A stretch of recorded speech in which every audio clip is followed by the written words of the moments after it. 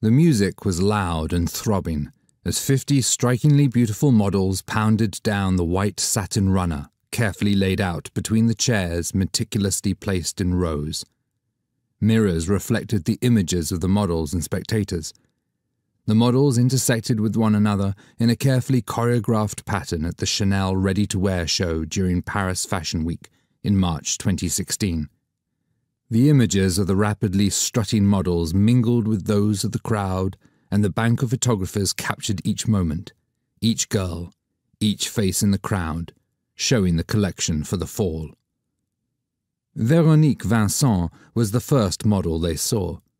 She opened the show in a ruby-coloured coat, and she was the last in a revealing black velvet gown, which trailed behind her and offered more than just a glimpse of her breasts. She was tall and thin, but not quite as emaciated as some of the others. Many of the girls looked dangerously thin, with severe expressions, flawless makeup, and sculpted hair. The atmosphere was pulsating with excitement, like the music.